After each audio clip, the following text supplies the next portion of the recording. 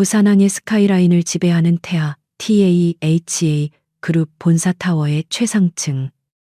CEO 집무실은 숨막히는 긴장감으로 가득 차 있었다.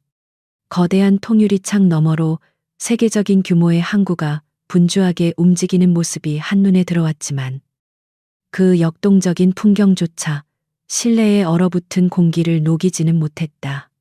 차진우 대표는 값비싼 마호가니 책상에 앉아 눈앞의 다중 모니터를 응시하고 있었다. 그의 짙은 눈썹이 미세하게 꿈틀거렸고 완벽하게 다려진 셔츠의 소매 아래로 단단한 팔에 힘줄이 돋아났다. 시장은 보이지 않는 적에 의해 교란되고 있었고 그 파동의 진원지는 바로 태하 그룹이었다. 아직도 발원지를 파악하지 못했습니까? 그의 목소리는 강철처럼 차갑고 단단했다. 그 질문은 방 안에 모여있던 그룹의 핵심 전략 분석 팀원들의 어깨를 무겁게 짓눌렀다. 모두가 국내 최고의 엘리트라는 자부심을 가졌지만 지금은 마치 거대한 폭풍 앞에선 작은 돛담배처럼 무력했다. 팀장인 박 부장이 떨리는 손으로 태블릿을 조작하며 보고했다. 죄송합니다. 대표님, 상대의 움직임은 유령과도 같습니다. 특정 자회사 주식을 대상으로 한 초단타 매매, 주요 계약 발표 직전의 채권, 가치, 급락 등 모든 공격이 너무나도 정교하고 예측 불가능합니다. 마치 우리의 내부 사정을 꿰뚫어 보고 있는 듯합니다. 그의 말은 사실이었다. 지난 몇 주간 태아그룹을 뒤흔든 금융 공격들은 무차별적인 폭격이 아니었다. 그것은 마치 외과 의사의 메스처럼 그룹의 가장 민감하고 아픈 부위만을 정확히 도려내는 초정밀 타격이었다. 그들은 막대한 자본으로 밀어붙이는 것이 아니라 최소한의 자원으로 최대한의 혼란을 야기하는 방식을 사용했다. 차진우는 잠시 눈을 감았다. 분석팀의 무능을 질책하고 싶은 마음도 있었지만 그는 본능적으로 이번 상대가 평범한 기업 사냥꾼이 아님을 느끼고 있었다. 공격 패턴에는 기묘한 리듬감이 있었다. 그것은 무자비하면서도 어딘가 예술적이었고 마치 잘 짜인 교향곡처럼 서막과 절정을 향해 나아가는 듯한 인상마저 주었다. 그리고 가장 그를 혼란스럽게 만드는 것은 그 공격 방식이 기묘하게 낯이 익다는 점이었다.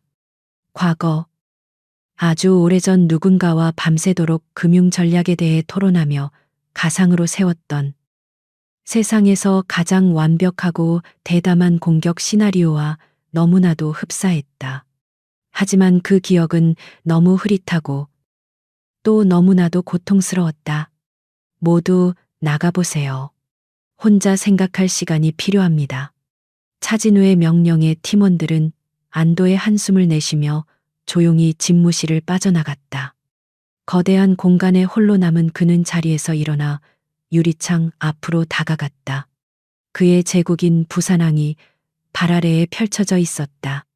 하지만 지금 그 제국은 보이지 않는 유령에 의해 흔들리고 있었다. 그는 주먹을 불끈 쥐었다. 누구든 감히 태아를 건드린 자는 그 대가를 혹독하게 치르게 될 것이다. 그는 자신의 모든 것을 걸고 이 제국을 지켜왔다. 과거의 배신과 상처를 딛고 일어서서 오직 일에만 몰두하며 지금의 자리에 올랐다. 누구도 그 어떤 것도 다시는 자신에게서 소중한 것을 빼앗아갈 수 없었다. 같은 시각 태아 그룹 타워가 멀리 내다보이는 광안대교 근처의 최고급 펜트하우스. 외부의 혼란과는 완벽하게 단절된 고요하고 미니멀한 공간이었다. 화이트톤의 대리석 바닥과 가구들은 차가운 우아함을 뽐냈고 오직 거실 한쪽 벽면을 가득 채운 거대한 미디어 월만이 복잡한 숫자와 그래프들로 빛나고 있었다. 국제 금융시장에서 아리아라는 이름으로만 알려진 한 여인이 그 앞에 서 있었다. 그녀는 몸에 완벽하게 맞는 실크 블라우스를 입고 있었고 칠흑 같은 긴 머리는 단정하게 하나로 묶여 있었다. 그녀의 옆모습은 고대 조각상처럼 정교하고 아름다웠지만 그 표정에서는 어떤 감정도 읽을 수 없었다. 그녀의 시선은 태아그룹 자회사의 주식 분봉 차트에 고정되어 있었다. 가느다란 손가락이 허공에서 가볍게 움직이자 화면 속의 숫자들은 그녀의 의지에 따라 춤을 추듯 움직였다. 그녀는 방금 전 태아그룹의 분석팀을 공황 상태에 빠뜨렸던 또 한 번의 기습적인 매도 주문을 아무렇지 않게 실행했다. 그녀의 입가에 희미한 미소가 떠올랐다. 이것은 돈을 위한 싸움이 아니었다. 이것은 복수였고 심판이었다. 그리고 무엇보다도 이것은 그녀가 빼앗겼던 모든 것을 되찾기 위한 거대한 서사의 시작이었다.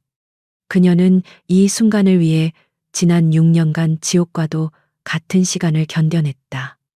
그때 조용한 공간 속에서 규칙적인 찰칵, 찰칵 소리가 울렸다. 소리의 근원지는 아리아의 발치에 앉아 있는 작은 아이였다. 아이는 올해 6살인 레오였다.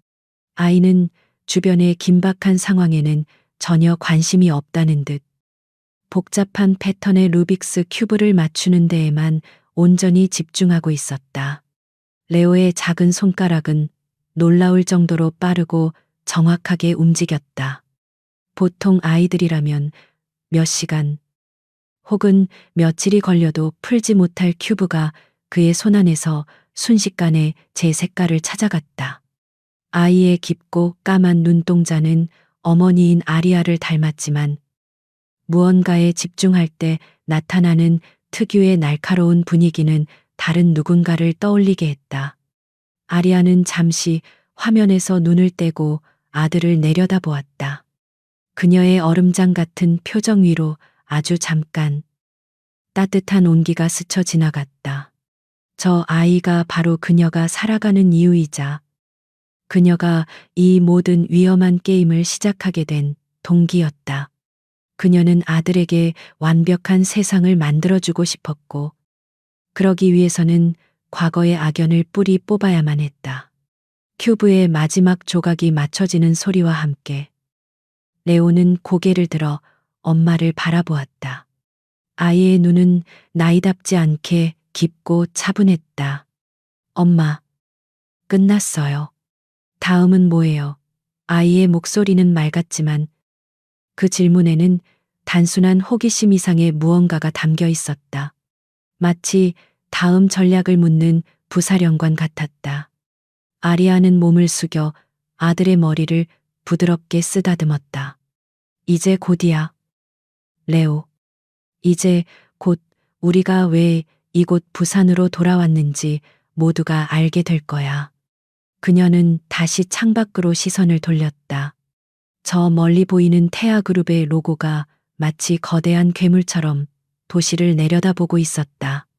그녀의 뇌리에는 6년 전 모든 것을 잃고 비참하게 부산을 떠나야 했던 그날의 기억이 스쳐 지나갔다. 사랑했던 남자의 차가운 눈빛, 자신을 배신자로 몰아가는 거짓 증거들, 그리고 뱃속에서 자라고 있던 작은 생명의 온기, 그 모든 것이 어제 일처럼 생생했다. 국제금융계의 유령, 아리아. 그녀의 진짜 이름은 고아라였다. 한때는 태아그룹의 후계자 차진우가 세상에서 가장 사랑했던 여자. 그리고 이제는 그의 제국을 뿌리째 흔들기 위해 돌아온 그림자였다. 그녀가 지휘하는 이 조용한 전쟁은 이제 막 서막을 올렸을 뿐이었다. 그녀는 차진우가 자신의 공격 뒤에 숨겨진 메시지를 깨닫게 될 그 순간을 차갑게 기다리고 있었다. 차진우 대표의 집무실은 며칠째 잠들지 못하는 요새와 같았다. 밤낮 없이 쏟아지는 데이터와 보고서들 속에서 그와 그의 분석팀은 마침내 유령의 희미한 윤곽을 포착하는 데 성공했다. 그들의 끈질긴 추적은 수백 개의 유령 회사와 복잡한 파생 상품 거래의 거미줄을 거쳐 마침내 모든 자금의 흐름이 단 한 곳으로 귀결된다는 사실을 밝혀냈다.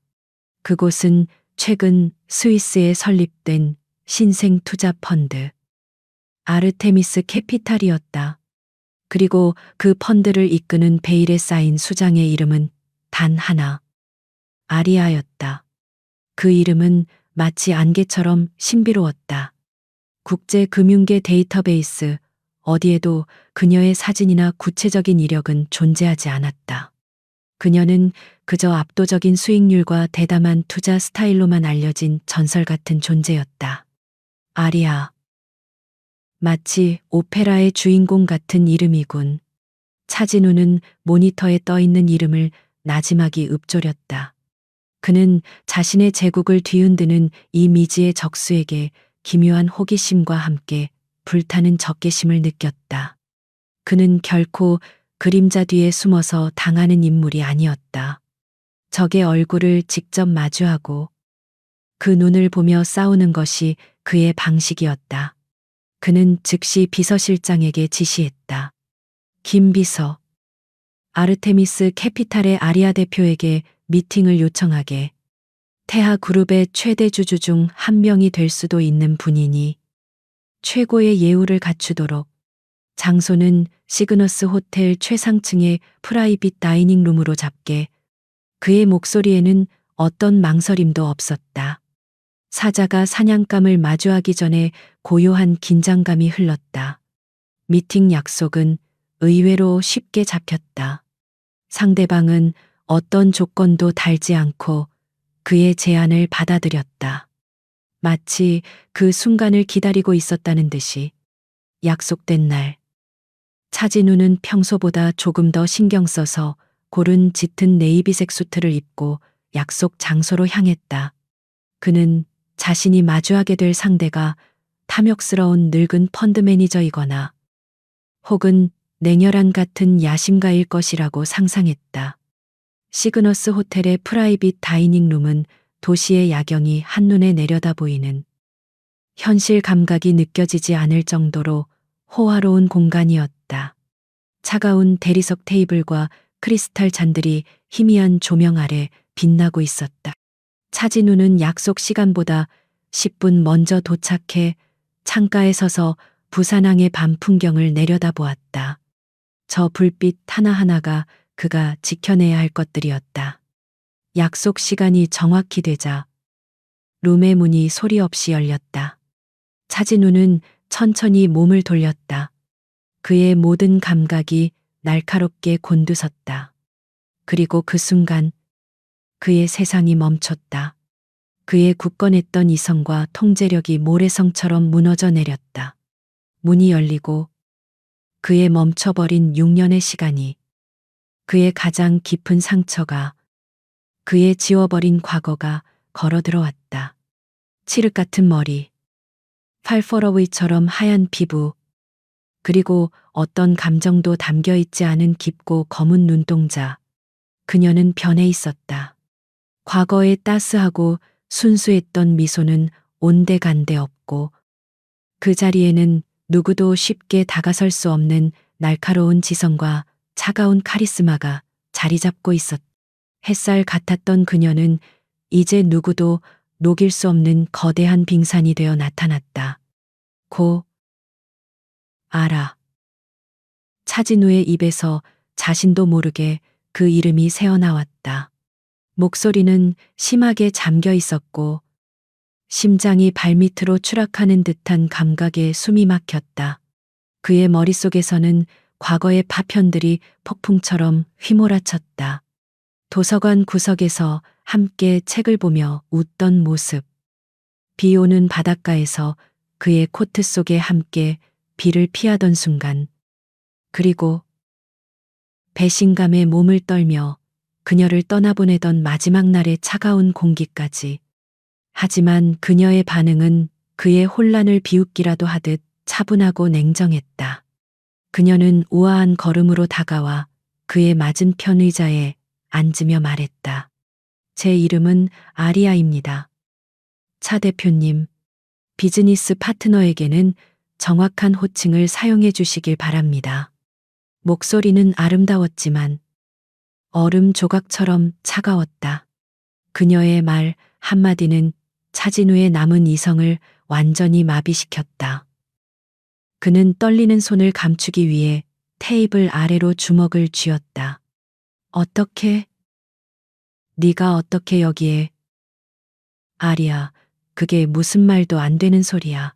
그는 분노와 혼란, 그리고 희미하게 피어오르는 그리움 사이에서 길을 잃었다. 아리아는 그의 격한 반응에도 전혀 동요하지 않았다. 그녀는 마치 그의 감정적인 동요를 흥미롭게 관찰하는 심리학자처럼 보였다. 제가 여기 있는 이유는 간단합니다. 대표님, 태하그룹의 성장 가능성을 높게 평가했고, 투자자로서 제 권리를 행사하기 위해서입니다. 사적인 감정은 비즈니스의 방해가 될 뿐이죠. 그녀는 사적인 감정이라는 단어에 특별히 힘을 주어 말했다. 그 말은 날카로운 비수가 되어 6년 전의 상처를 다시 헤집었다. 차진우는 그녀가 자신을 완벽한 타인으로 대하고 있다는 사실에 참을 수 없는 모멸감을 느꼈다. 그녀의 눈빛은 그를 사랑했던 남자가 아니라 그저 분석하고 평가해야 할 하나의 투자 대상으로 보고 있었다. 투자, 이게 네가 말하는 투자 방식인가? 유령처럼 숨어서 회사를 뒤흔들고 시장을 교란하는 게 차진우는 간신히 평정심을 되찾으려 했으며 목소리를 낮췄다. 하지만 그 안에는 여전히 분노의 불씨가 타오르고 있었다. 아리아는 가볍게 어깨를 으쓱했다. 저는 시장의 비효율성을 바로잡았을 뿐입니다. 태하 그룹 내부의 구조적인 문제점들을 수면 위로 드러나게 만들었죠. 일종의 스트레스 테스트였다고 생각하시면 편할 겁니다. 덕분에 저는 어디에 투자해야 하고 무엇을 바꿔야 할지 명확하게 알게 되었습니다. 그녀의 논리는 너무나도 완벽해서 차진우는 반박할 말을 찾을 수 없었다. 그는 지금 사랑했던 연인과 마주 앉아 있는 것이 아니라 자신보다 몇 수 앞을 내다보는 무서운 전략가와 대치하고 있었다. 그녀가 지난 6년간 어떤 삶을 살았기에 이토록 괴물 같은 모습으로 변해버렸는지 짐작조차 할 수 없었다. 침묵이 흘렀다. 두 사람 사이의 공기는 팽팽하게 당겨진 활시위처럼 긴장감이 감돌았다. 차진우는 수만 가지 질문을 던지고 싶었다. 왜 떠났는지, 왜 돌아왔는지, 그리고 왜 하필 자신을 공격하는지. 하지만 그는 아리아가 뿜어내는 철벽 같은 분위기 앞에서 어떤 질문도 쉽게 꺼낼 수 없다는 것을 깨달았다. 결국 먼저 침묵을 깬 것은 아리아였다. 그녀는 자리에서 일어나며 말했다. 오늘 미팅의 목적은 서로의 얼굴을 확인하는 것이었으니 목적은 달성된 것 같군요. 앞으로 주주총회에서 자주 뵙게 될 겁니다. 차 대표님, 부디 태아 그룹을 위해 현명한 판단을 내리시길 바랍니다. 그녀는 마지막 말과 함께 차진우에게 어떤 감정도 담기지 않은 비즈니스적인 미소를 지어 보이고는 미련 없이 돌아섰다. 그녀가 떠난 후에도 룸 안에는 그녀가 남긴 차갑고 매혹적인 향수 냄새만이 감돌았다. 차진우는 한참 동안이나 그녀가 사라진 문을 멍하니 바라보았다. 그가 애써 묻어두었던 과거가, 고아라라는 이름의 과거가 이제 아리아라는 이름의 폭풍이 되어 그의 삶으로 돌아왔다. 그리고 그는 직감했다. 이것은 단순한 기업 전쟁이 아니라는 것을, 이것은 그녀가 6년의 세월을 걸고 시작한 처절하고 잔혹한 복수극의 서막이라는 것을. 그의 제국과 그의 심장은 이제 동시에 거대한 위협에 직면하게 되었다. 아리아와의 짧지만 강렬했던 만남 이후 차진우의 세계는 이전과 같을 수 없었다. 그의 머릿속은 온통 고아라. 아니, 아리아에 대한 생각으로 가득 차 있었다. 그녀의 차가운 눈빛, 얼음장 같은 목소리, 그리고 그 모든 것을 압도하는 날카로운 지성. 그가 알던 따뜻하고 순수했던 고아라는 이제 어디에도 없었다. 그녀의 존재는 태하 그룹 전체에 거대한 파문을 일으켰다. 이 사회는 갑자기 나타난 미스터리한 대주주 아리아에 대한 이야기로 술렁였다. 그녀가 누구인지, 어디서 왔는지, 그리고 무엇을 원하는지에 대한 추측이 난무했다. 어떤 이들은 그녀를 기회로 보았고 또 다른 이들은 그녀를 재앙의 전조로 여겼다. 그 혼란의 중심에서 가장 예민하게 반응하는 인물은 바로 차진우의 계모이자 태아그룹의 안주인 행세를 하는 윤서연 이사였다. 우아한 미소와 온화한 말투 뒤에 날카로운 발톱을 숨기고 있는 그녀는 본능적으로 아리아의 등장이 자신의 입지를 위협할 것임을 감지했다. 그녀는 즉시 자신의 충실한 수족인 박태석 상무를 호출했다. 그 여자에 대해 알아낸 건 있습니까? 윤서연은 아름답게 가꾼 정원의 난초에 물을 주며 물었다. 그녀의 목소리는 꿀처럼 달콤했지만 그 안에는 서늘한 도끼가 서려 있었다. 그녀는 결코 자신의 손을 직접 더럽히는 법이 없었다. 언제나 사람을 부려 원하는 것을 얻어냈다. 박태석 상무는 그녀 앞에서 허리를 굽신거리며 보고했다. 송구스럽지만 사모님, 아리아라는 인물은 유령과도 같습니다. 스위스 금융당국에 등록된 정보 외에는 아무것도 없습니다. 지난 6년간의 행적은 완벽하게 지워져 있습니다. 마치 하늘에서 뚝 떨어진 사람 같습니다. 윤서연의 미간이 미세하게 좁혀졌다.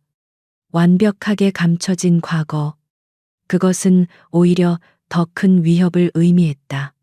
무언가 거대한 비밀을 품고 있거나 혹은 그 뒤에 상상 이상의 거대한 세력이 존재한다는 뜻이었다. 차 대표의 반응은 어떻습니까? 그녀는 가장 핵심적인 질문을 던졌다. 대표님께서는 그날 이후로 매우 혼란스러워하시는 것 같습니다. 집무실에 틀어박혀 계속 무언가를 검토하고 계십니다. 박태석의 대답에 윤서연은 의미심장한 미소를 지었다. 차진우의 혼란은 곧 그녀에게 기회였다. 그녀는 이 기회를 놓칠 생각이 없었다. 며칠 후 태하그룹의 모든 이사들에게 긴급 이사회 소집 통보가 전달되었다. 발신인은 아르테미스 캐피탈의 대표 아리아였다. 안건은 그룹의 신성장 동력 확보를 위한 신규 프로젝트 제안. 이사들은 술렁였다. 드디어 미지의 투자자가 칼을 빼어든 것이다. 모두가 폭풍전야의 긴장감 속에서 이사회 당일을 기다렸다. 이사회 당일, 태하그룹 본사 40층의 거대한 회의실은 숨막히는 정적으로 가득했다. 길고 육중한 원목 테이블을 중심으로 그룹의 운명을 좌지우지하는 인물들이 자리를 잡고 있었다. 상석에는 굳은 표정의 차진우가 앉아 있었고 그의 옆으로는 우아하지만 경계심 가득한 윤서연이 자리했다. 약속된 시간이 되자 회의실 문이 열리고 아리아가 모습을 드러냈다. 그녀는 어떤 장식도 없는 날카로운 라인의 검은색 정장을 입고 있었다. 그 모습은 마치 잘 벼려진 칼과 같아서 회의실의 권위적인 분위기를 단숨에 압도했다. 그녀는 누구에게도 눈길을 주지 않은 채 자신의 명패가 놓인 자리에 조용히 앉았다. 차진우는 그녀의 등장을 애써 외면하려 했지만 심장이 제멋대로 뛰는 것을 막을 수는 없었다. 그녀가 내뿜는 존재감은 회의실의 공기 자체를 바꾸어 놓았다. 그는 회의 시작을 알리는 의사봉을 들며 간신히 목소리를 가다듬었다. 지금부터 임시 이사회를 시작하겠습니다. 안건을 제안하신 아리아 대표님, 발표해 주시기 바랍니다. 아리아는 자리에서 일어나 회의실 전면에 있는 대형 스크린 앞에 섰다. 그녀의 손에 들린 작은 리모컨이 눌리자 스크린에는 해양 바이오 신약 개발 프로젝트라는 거대한 타이틀이 떠올랐다. 예상치 못한 제목에 이사들 사이에서 나직한 웅성거림이 퍼져나갔다.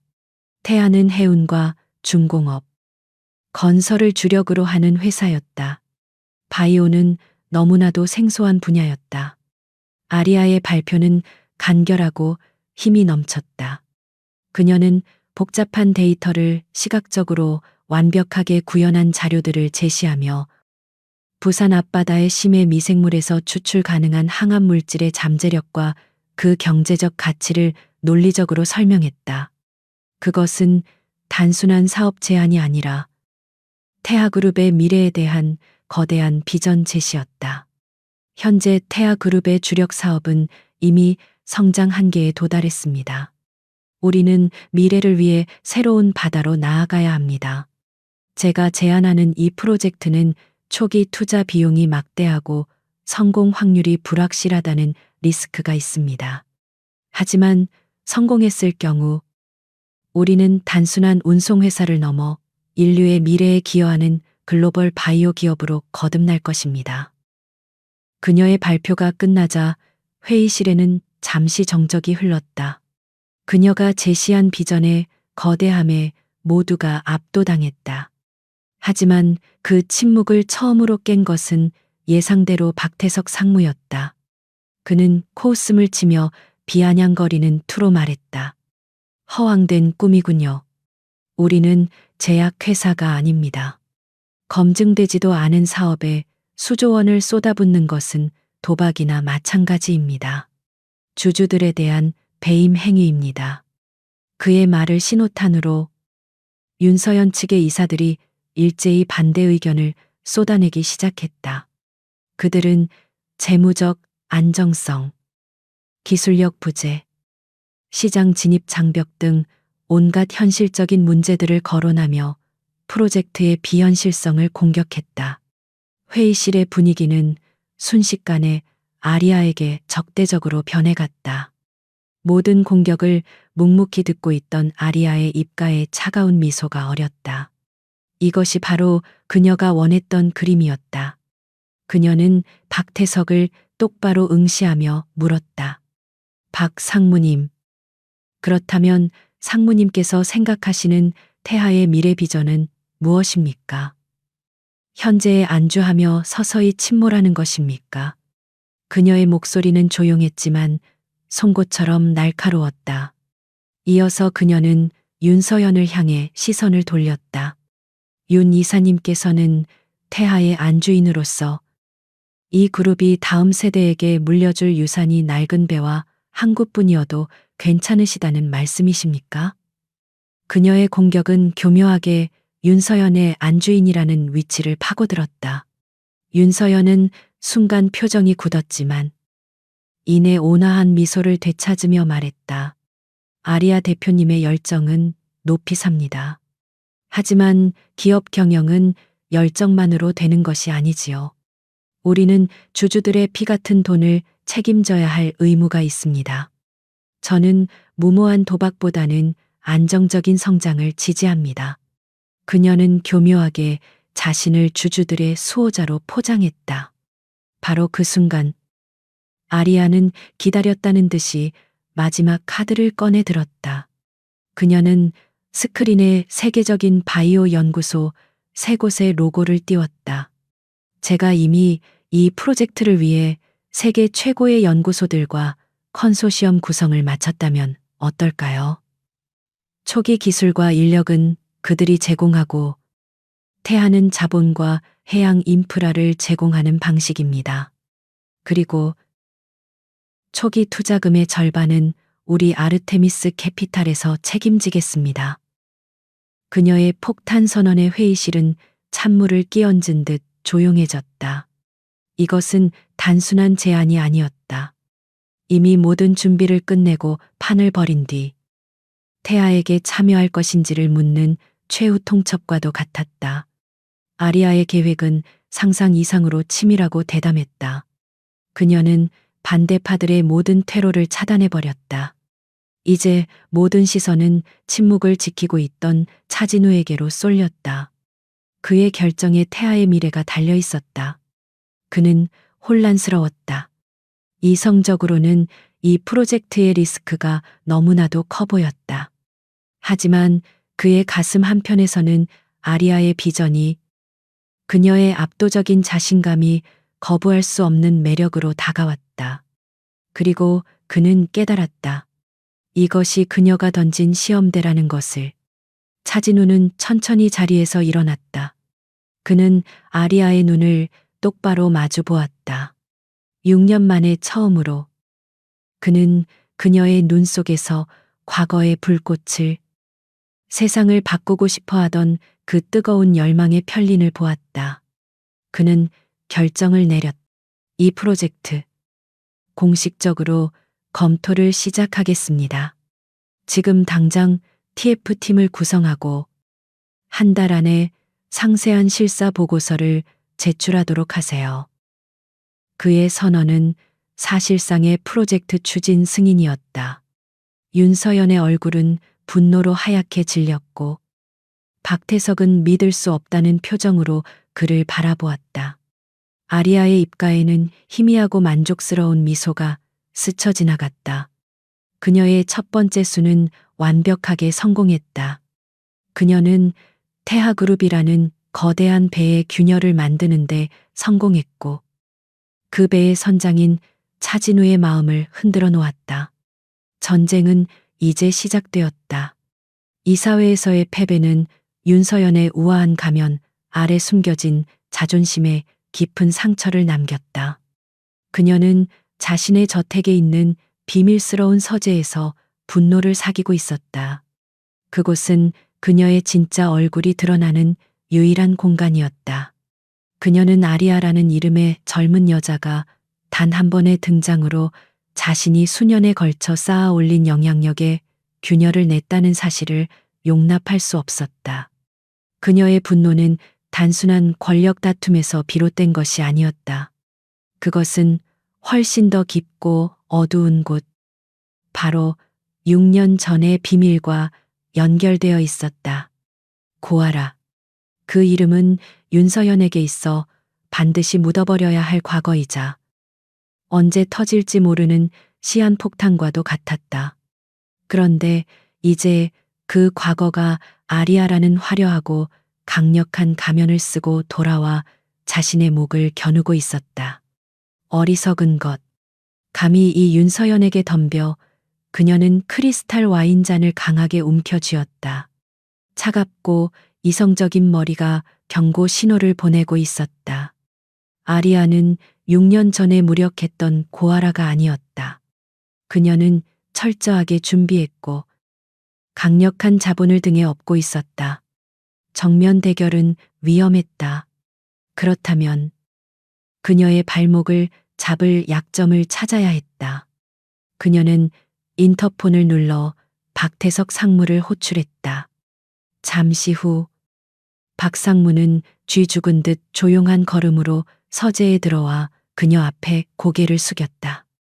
그는 윤서연의 분노가 자신에게 향할까 두려워 숨소리조차 조심하고 있었다. 윤서연은 그를 돌아보지도 않은 채 명령했다. 수단과 방법을 가리지 말고 그 여자의 과거를 캐내세요. 그녀의 목소리는 뱀처럼 스산했다. 스위스든 월스트리트든 세상 끝까지라도 사람을 풀어서 그 아리아라는 여자의 지난 6년을 샅샅이 뒤져. 분명 어딘가에 더러운 구석이 있을 거야. 돈 문제든 남자 문제든 사소한 흠집이라도 찾아내.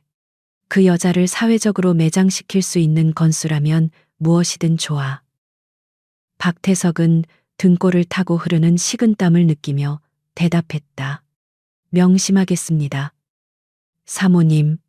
즉시 최고의 정보원들을 움직이겠습니다. 그는 윤서연의 잔혹함을 잘 알고 있었다.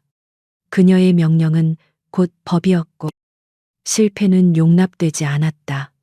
그는 아리아라는 미지의 적에 대한 막연한 공포를 느끼며 서재를 물러났다. 박태석은 윤서연의 명령에 따라 국내외의 값비싼 사설 정보원들을 총동원했다. 아리아의 과거를 추적하기 위한 거대한 그물망이 펼쳐졌다. 하지만 며칠이 지나도 그들이 건져 올린 것은 아무것도 없었다. 오히려 혼란만 가중되었다. 어떤 정보원은 아리아가 월가의 전설적인 트레이더 밑에서 극비리에 훈련받았다고 보고했고, 다른 정보원은 그녀가 유럽의 유서 깊은 금융 가문에 숨겨진 후계자라고 주장했다. 심지어 그녀가 홍콩의 삼합회 자금을 관리했다는 터무니없는 소문까지 흘러나왔다. 모든 정보는 서로 모순되었고 그 출처를 추적하면 막다른 길에 부딪히거나 거짓 정보로 밝혀졌다. 그것은 마치 누군가가 의도적으로 거대한 정보의 미로를 만들어 놓은 것 같았다. 아리아는 자신의 과거 위에 수십 개의 거짓된 신기루를 세워놓고 추적자들을 조롱하고 있었다. 박태석이 윤서연에게 빈손으로 결과를 보고했을 때 그녀는 처음으로 불안감을 느꼈다. 상대는 자신의 공격을 예측하고 있었을 뿐만 아니라 한 발 앞서 완벽한 방어벽을 구축해 놓았다. 이것은 보통 내기가 아니었다. 윤서연은 전략을 수정해야 함을 깨달았다. 직접적인 공격이 불가능하다면 내부에서부터 흔들어야 했다. 그리고 그 열쇠는 차진우가 쥐고 있었다. 한편 차진우는 이 사회의 결정 이후로 깊은 고뇌에 빠져 있었다. 그는 아리아가 제안한 프로젝트의 잠재력과 리스크를 분석하기 위해 밤낮으로 보고서를 파고들었다. 하지만 그의 머릿속을 더 복잡하게 만드는 것은 사업 자체가 아니라 바로 아리아라는 존재였다. 그녀의 모든 행동, 모든 말들이 그의 안에서 과거와 현재를 뒤섞어 놓았다. 그는 머리를 식히기 위해 주말 오후 해운대의 한적한 갤러리를 찾았다. 복잡한 생각들로부터 잠시나마 벗어나고 싶었다. 그런데 운명은 그에게 쉴 틈을 줄 생각이 없는 듯했다. 갤러리 한쪽 구석. 거대한 추상화 앞에 서 있는 익숙한 뒷모습을 발견한 순간 그의 심장이 다시 시끄럽게 울리기 시작했다. 아리아였다. 그녀는 평소의 날카로운 정장 차림이 아닌 편안한 베이지색 니트 원피스를 입고 있었다. 그 모습은 6년 전 그가 사랑했던 고아라의 모습을 희미하게 떠올리게 했다. 그리고 그녀의 옆에는 작은 아이가 손을 잡고 서 있었다. 레오였다. 차진우는 자신도 모르게 기둥 뒤로 몸을 숨기고 그들을 지켜보았다. 그는 처음으로 아리아의 다른 얼굴을 보았다. 아들을 바라보는 그녀의 눈빛에는 회의장에서 볼 수 없었던 미세한 온기가 서려 있었다. 그녀는 몸을 낮추어 레오의 눈높이에 맞춰 그림에 대해 무언가 설명해주고 있었다. 그 모습은 너무나도 평범한 엄마와 아들의 풍경이어서 오히려 비현실적으로 느껴졌다. 그때 레오가 그림에서 눈을 떼고 엄마에게 물었다. 엄마, 저 그림은 왜 슬퍼 보여요? 파란색이 너무 많아서 그런가? 아이의 목소리는 맑고 순수했다. 아리아는 부드럽게 미소 지으며 대답했다. 레오는 그렇게 느꼈구나. 맞아. 화가는 아마 슬픈 마음을 표현하고 싶었을지도 몰라. 하지만 저 파란색은 깊은 바다나 높은 하늘을 닮았다고 생각할 수도 있어. 어떻게 보느냐에 따라 전혀 다르게 느껴지지. 그들의 대화를 엿듣던 차진우는 가슴 한구석이 저릿해오는 것을 느꼈다.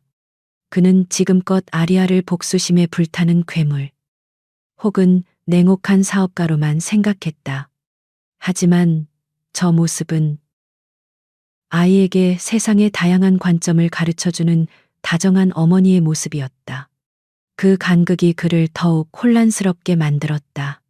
그는 용기를 내어 그들에게 다가갔다. 격식을 차린 인사를 건네는 것이 이런 상황에서 할 수 있는 유일한 일이라고 생각했다. 아리아 대표님, 이런 곳에서 뵙게 되는군요. 그의 등장에 아리아의 표정이 순간 굳어지며 다시 차가운 가면을 썼다. 그녀는 경계심을 드러내며 레오를 자신의 등 뒤로 살짝 숨겼다. 그때였다. 차진우의 손에 들려있던 태블릿 화면이 켜지면서 그가 방금 전까지 검토하던 복잡한 현금 흐름 예측 그래프가 나타났다. 아리아의 등 뒤에 있던 레오가 호기심 가득한 눈으로 그 화면을 빤히 쳐다보았다. 아이는 잠시 고개를 갸웃거리더니 순수한 목소리로 말했다. 아저씨, 저기 초록색 선이 노란색 선을 곧 따라잡을 것 같은데 그러면 빨간색 네모들이 너무 작아지지 않아요. 아이의 말은 뜬금없고 유치하게 들렸다. 하지만 차진우는 그 말을 듣는 순간 온몸에 소름이 돋았다. 아이가 말한 초록색 선은 단기 부채 비율이었고 노란색 선은 영업이익 증가율, 그리고 빨간색 네모는 재투자 가능 자금을 의미했다. 그룹의 최고 재무 분석가들도 놓치고 있던 단기 부채 증가 속도의 미세한 이상 현상을 6살짜리 아이가 한눈에 직관적으로 간파해낸 것이다. 그것은 단순한 우연이 아니었다. 레오가 지적한 부분은 프로젝트의 가장 치명적인 약점이었고, 만약 누군가 그 약점을 파고든다면 그룹 전체가 유동성 위기에 빠질 수 있는 아킬레스건이었다. 차진우는 경악을 금치 못하며 아이를 내려다보았다. 아이는 아무것도 모른다는 듯 맑은 눈으로 그를 올려다보고 있었다. 아리아는 상황의 심각성을 깨닫고 재빨리 레오의 손을 잡았다. 그녀는 차진우에게 얼음처럼 차가운 경고의 눈빛을 보내며 말했다. 실례하겠습니다. 차, 대표님, 저희는 이만 가봐야겠습니다. 그녀는 서둘러 아이를 데리고 갤러리를 빠져나갔다. 홀로 남은 차진우는 한참 동안이나 그 자리에 못 박힌 듯 서 있었다. 그는 떨리는 손으로 태블릿을 다시 확인했다. 아이의 말대로 데이터를 재분석하자 등골이 서늘해지는 결과가 나타났다. 그가 놓치고 있던 위험, 아니 어쩌면 누군가 의도적으로 숨겨놓은 함정의 실체가 드러나기 시작했다. 레오의 비범한 재능, 그리고 아이의 얼굴 어딘가에 언뜻 비치는 자신의 어린 시절 모습. 차진우의 머릿속에서 거대한 의심의 폭풍이 휘몰아치기 시작했다. 6년 전, 고아라가 자신을 배신했다는 완벽했던 증거들이 정말로 완벽했던 것일까? 혹시 자신이야말로 거대한 기만극의 피해자는 아니었을까? 레오는 설마 그 아이는 그날 이후 차진우의 마음속에 심어진 의심의 씨앗은 걷잡을 수 없이 자라나기 시작했다. 그는 더 이상 아리아를 단순한적으로 볼 수 없게 되었다. 그는 진실을 알아야만 했다. 6년 전 그날의 진실. 그리고 아리아가 돌아온 진짜 이유를. 갤러리에서의 만남 이후 차진우의 내면 세계에는 지각 변동이 일어났다. 레오라는 아이가 던진 순수한 질문 하나가 그가 지난 6년간 애써 쌓아 올린 확신과 분노의 성벽에 거대한 균열을 만들어냈다. 그는 밤마다 악몽에 시달렸다. 꿈속에서 그는 6년 전의 자신과 마주했다. 젊고 오만하고 사랑하는 여자의 눈물, 어린 호소를 외면하던 냉혹한 자신의 모습이었다. 그의 머릿속에서는 레오의 얼굴과 자신의 어릴 적 사진이 끊임없이 겹쳐 보였다. 아이의 비범한 통찰력, 그리고 아리아가 아이를 보호하려던 그 절박한 눈빛. 모든 조각들이 하나의 끔찍한 가능성을 향해 모여들고 있었다. 그 가능성은 너무나도 고통스러워서 그는 차라리 외면하고 싶었지만 이제는 그럴 수 없었다. 의심의 씨앗은 이미 그의 심장에 뿌리를 내리고 거대한 나무로 자라나고 있었다. 결국 그는 결단을 내렸다. 그는 지난 6년간 단 한 번도 열어볼 엄두를 내지 못했던 판도라의 상자를 열기로 했다. 바로 고아라 배신 사건의 모든 자료가 봉인되어 있는 과거의 파일을. 이것은 위험한 도박이었다. 만약 자신의 의심이 사실이라면 그것은 자신이 믿어왔던 모든 것, 심지어 자신의 가족마저도 부정해야 한다는 것을 의미했다. 그는 누구에게도 알리지 않고 심야의 혼자 그룹의 특수 자료 보관실로 향했다. 그곳은 오직 CEO인 자신과 극소수의 최고의 임원만이 접근할 수 있는 곳이었다. 삼엄한 보안 시스템을 통과한 그는 차가운 공기가 감도는 서고의 가장 깊숙한 곳에서 먼지가 뽀얗게 쌓인 오래된 서류 상자를 찾아냈다. 상자에는 대외비 연구보관이라는 붉은색 스탬프가 찍혀 있었다. 그는 상자를 자신의 집무실로 가져와 문을 잠갔다. 떨리는 손으로 상자를 열자 6년 전의 시간이 퀴퀴한 종이 냄새와 함께 쏟아져 나왔다. 그 안에는 당시의 조사 보고서, 위조된 이메일 출력물, 가짜 계좌의 입금 내역, 그리고 자신이 직접 서명한 고아라에 대한 고소 취하 합의서까지 모든 것이 고스란히 담겨 있었다. 그는 자료들을 하나씩 책상 위에 펼쳐놓았다. 그러자 그의 기억은 거부할 수 없는 힘에 이끌려 6년 전 모든 것이 무너져 내렸던 그 지옥 같은 시간 속으로 빠져들었다. 그 시절의 차진우에게 고아라는 세상의 전부였다. 그녀는 단순한 연인이 아니었다. 그녀는 그의 영혼의 동반자였고 태하의 미래를 함께 설계할 유일한 파트너였다. 그녀는 대학생 신분이었지만 금융과 전략에 대한 그녀의 천재성은 이미 태아그룹의 실무진들을 압도할 정도였다. 두 사람은 밤을 새워가며 그룹의 미래에 대해 토론했고 그녀의 빛나는 아이디어들은 차진우에게 무한한 영감을 주었다. 그는 그녀와 함께라면 태아를 세계 최고의 기업으로 만들 수 있으리라 확신했다. 하지만 그들의 행복은 누군가에게는 위협이었다. 바로 윤서현이었다. 그녀는 고아라의 총명함과 차진우에 대한 절대적인 영향력을 경계했다. 그녀는 고아라가 언젠가 자신의 아들, 즉 차진우의 이복 동생의 자리를 빼앗고 태아를 통째로 삼켜버릴 것이라는 망상에 사로잡혀 있었다. 윤서연은 자신의 미래를 지키기 위해 그리고 자신의 야망을 위해 고아라를 제거하기로 결심했다. 그녀는 당시 자신의 충실한 개였던 박태석을 이용했다. 마침 태아그룹은 부산 신항만의 운영권을 두고 라이벌 기업인 한성물류와 사활을 건 경쟁을 벌이고 있었다. 이것은 완벽한 기회였다. 윤서현과 박태석은 치밀한 음모를 꾸몄다. 그들은 태아의 최종 입찰 가격을 포함한 핵심 기밀 정보를 의도적으로 한성물류 측에 흘렸다. 결과는 처참했다. 태아는 간발의 차이로 입찰에 실패했고 그룹은 막대한 손실을 입었다. 그리고 패배의 원인을 규명하기 위한 내부 조사가 시작되자마자 박태석은 마치 준비라도 한 듯 증거들을 터뜨리기 시작했다. 고아라의 개인 노트북에서 나온 것처럼 조작된 이메일, 그녀의 어머니 이름으로 개설된 유령 회사의 해외 계좌에 거액이 입금된 기록까지. 모든 증거는 단 한 사람, 고아라를 범인으로 지목하고 있었다.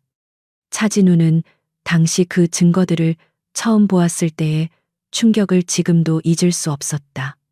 그것은 배신감 그 이상이었다. 자신의 세상이 무너지는 느낌이었다. 그는 이성을 잃고 고아라에게 달려갔다. 그는 그녀의 해명을 들으려 하지 않았다. 그의 눈에는 이미 그녀가 돈 때문에 자신과 회사를 팔아넘긴 배신자로밖에 보이지 않았다. 왜 그랬어? 돈이 그렇게 필요했으면 나한테 말을 하지. 어떻게 네가 나한테 이럴 수 있어? 그의 절규에 찬 외침이 아직도 귓가에 생생했다. 고아라는 눈물을 흘리며 필사적으로 결백을 주장했다. 아니야. 진우 씨. 난 정말 아니야. 이건 함정이야. 제발 내 말을 믿어줘. 하지만 분노와 모멸감에 눈이 먼 그는 그녀의 말을 믿지 않았다. 오히려 그녀의 눈물을 위선이라고 생각하며 더 잔인한 말들을 쏟아냈다. 그들의 관계가 그렇게 파탄난 직후 윤서연이 움직였다. 그녀는 고아라를 따로 만나 즈베순이 조언자처럼 행동했다. 그녀는 이 일이 세상에 알려지면 차진우의 미래가 끝장날 것이라며 모든 것을 조용히 덮는 것이 그를 위한 길이라고 속삭였다. 그러면서 은밀하게 협박했다. 만약 결백을 계속 주장한다면 태하의 모든 법적 수단을 동원해 그녀와 그녀의 가족을 사회적으로 완전히 매장시켜 버리겠다고. 절망의 나락에 떨어진 고아라는 그제야 깨달았다. 이것이 얼마나 거대하고 치밀하게 계획된 함정인지를. 그녀를 믿어주어야 할 단 한 사람마저 등을 돌린 상황에서 그녀는 아무것도 할 수 없었다. 그리고 바로 그때 그녀는 자신의 뱃속에 새로운 생명이 자라고 있다는 사실을 알게 되었다.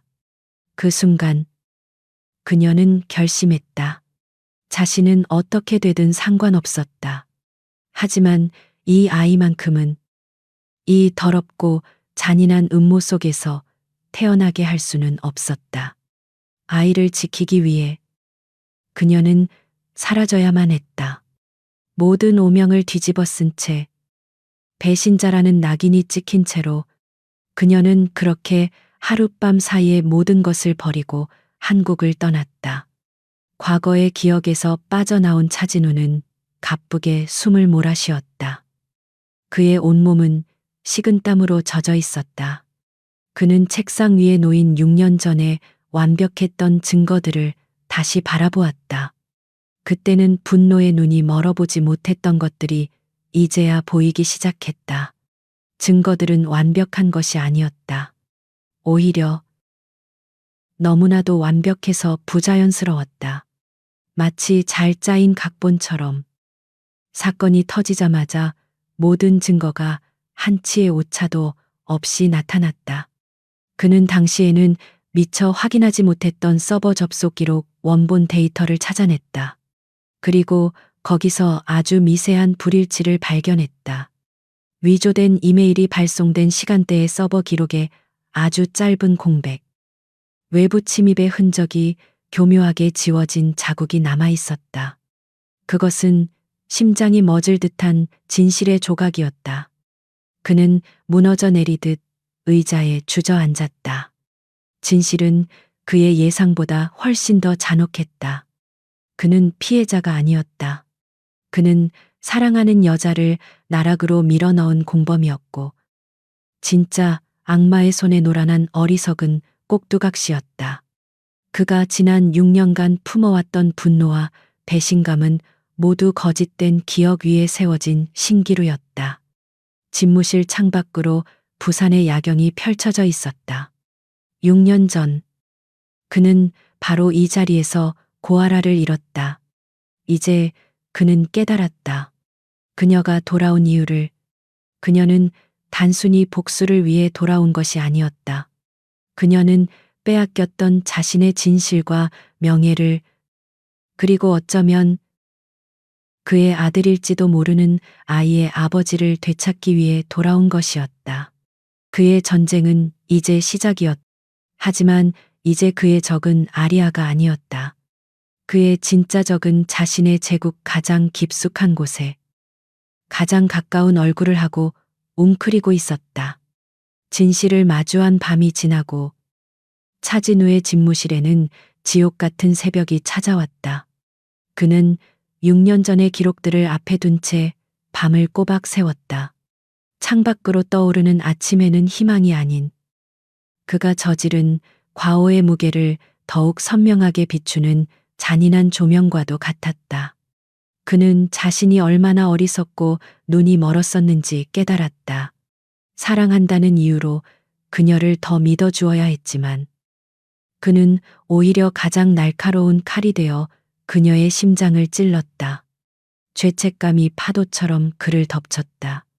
하지만 그는 주저앉아 있을 수만은 없었다. 후회와 자책은 나중에 해도 늦지 않았다.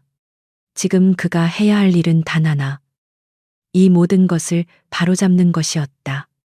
그는 이제 아리아가 왜 그런 방식으로 태아를 공격했는지 어렴풋이 이해할 수 있었다. 그녀는 단순히 복수를 원한 것이 아니었다. 그녀는 진실을 가리고 있는 거대한 성벽을 외부에서부터 무너뜨리고 있었던 것이다. 차진우는 즉시 움직였다. 그는 그룹 내에서 자신이 유일하게 완전히 신뢰하는 인물, 바로 10년 넘게 자신의 곁을 지켜온 김 비서실장을 아무도 없는 자신의 개인 서재로 불렀다. 김 비서실장은 차진우의 창백한 얼굴과 타는 듯한 눈빛에서 심상치 않은 일이 벌어졌음을 직감했다. 차진우는 그에게 보안 유지를 엄중히 지시한 후 지난밤 자신이 알아낸 모든 사실을 털어놓았다. 김 비서실장은 충격에 휩싸였다. 그는 6년 전 사건의 진실과 그 배후에 윤서연 이사가 있다는 사실에 경악을 금치 못했다. 대표님. 그렇다면 그는 말을 잇지 못했다. 차진우는 굳은 결의에 찬 목소리로 말했다. 김 비서. 지금부터 나를 도와줘야겠네. 6년 전 사건을 원점에서부터 비밀리에 재조사해주게.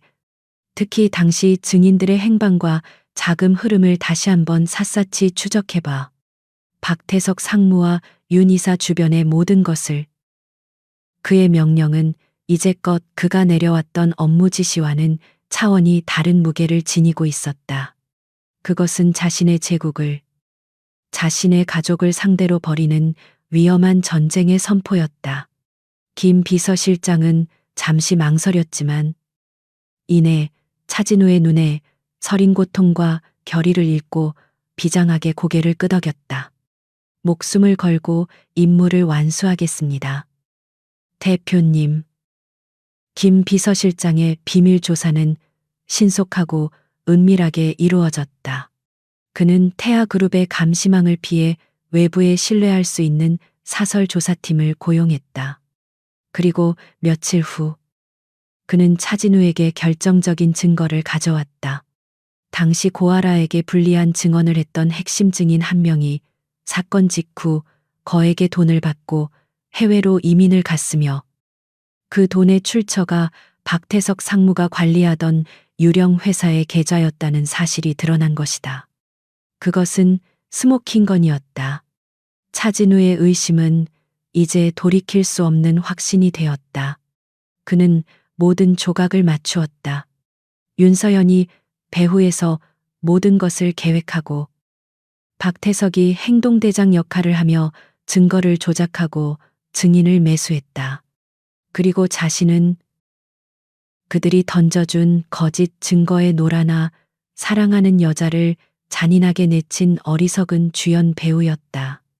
이제 그에게 남은 마지막 과제는 아리아를 만나는 것이었다. 그는 그녀에게 사죄해야만 했다. 그리고 진실을 바로잡기 위해 그녀의 도움이 필요했다. 하지만 그는 그녀가 자신을 만나줄지, 자신의 말을 믿어줄지 확신할 수 없었다.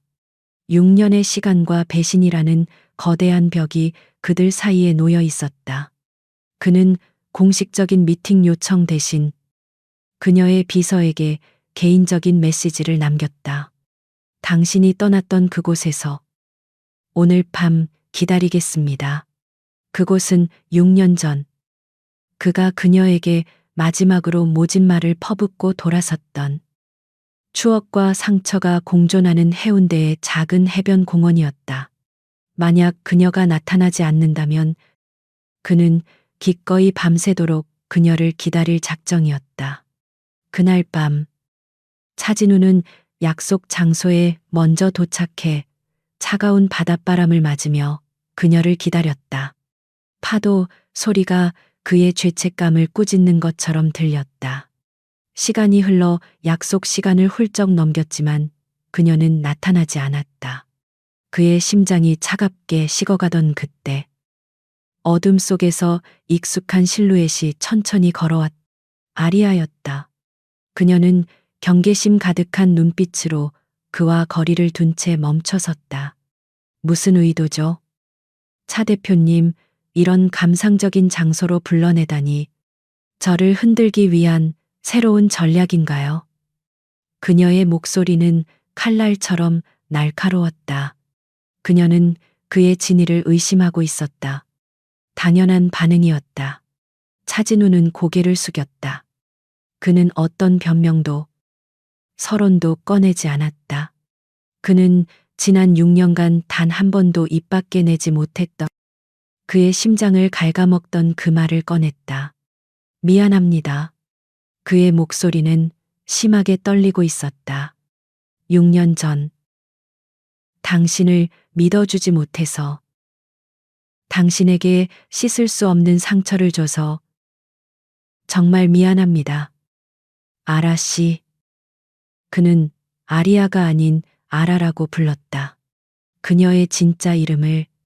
아리아의 눈동자가 그 순간 미세하게 흔들렸다. 하지만 그녀는 이내 냉정을 되찾았다. 사과라. 6년이나 지난 지금에 와서 그 말이 무슨 의미가 있죠? 이미 모든 건 끝났어요.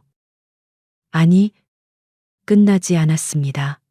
차진우는 고개를 들어 그녀를 똑바로 바라보았다. 그의 눈에는 간절함과 깊은 후회가 담겨 있었다. 나는 모든 걸 알게 됐습니다. 그 모든 것이 윤 이사와 박상무가 꾸민 함정이었다는 걸. 당신이 얼마나 억울했을지, 내가 얼마나 어리석었는지. 아리아는 그의 말에 놀란 기색을 감추지 못했다.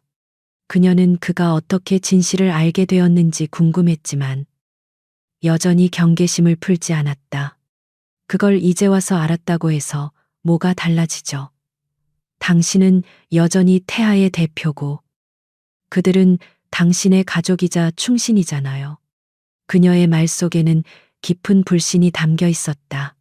차진우는 그녀의 불신을 깨뜨리기 위해 자신이 가진 마지막 카드를 꺼냈다. 서버 접속 기록. 6년 전 당신의 이메일이 발송된 시간대에 교묘하게 삭제된 흔적을 찾아냈습니다. 그리고 당신에게 불리한 증언을 했던 증인이 박상무의 유령 회사로부터 거액을 받고 해외로 도피한 사실도 확인했습니다. 그가 구체적인 증거를 언급하자 아리아의 철벽 같던 표정에 처음으로 균열이 가기 시작했다. 그가 말한 증거들은 그녀조차 아직 확보하지 못한 내부자가 아니면 결코 알 수 없는 정보들이었다. 그가 정말로 스스로 진실을 파헤쳤다는 것을 의미했다. 그는 더 이상 과거의 어리석은 남자가 아니었다. 두 사람 사이에 긴 침묵이 흘렀다. 파도 소리만이 그들의 복잡한 감정을 대변하듯 밀려왔다. 밀려갔다. 한참 후에야 아리아가 입을 열었다. 그녀의 목소리는 이전보다 조금 누그러져 있었다. 왜 이제 와서 이러는 거죠? 차진우는 그녀에게 한 걸음 다가섰다. 그는 그녀의 눈을 깊이 들여다보며 자신의 영혼을 다해 말했다. 진실을 바로잡고 싶어서, 그리고 당신과 우리 아이에게 떳떳한 아버지가 되고 싶어서. 그는 마침내 레오에 대해 언급했다. 그의 마지막 말은 아리아의 마지막 방어선마저 무너뜨렸다. 그녀의 눈시울이 붉어졌다. 지난 6년간 혼자서 모든 것을 감당해야 했던 서름과 고통이 한꺼번에 밀려왔다. 하지만 그녀는 울지 않았다. 대신 그녀는 차진우에게 물었다. 당신을 믿어도 될까요? 그 질문은 단순한 질문이 아니었다. 그것은 지난 6년간의 아픔을 넘어 다시 한번 손을 내밀어 줄 수 있겠냐는 절박한 물음이었다. 차진우는 흔들림 없는 눈빛으로 대답했다. 내 남은 인생 전부를 걸고 증명하겠습니다.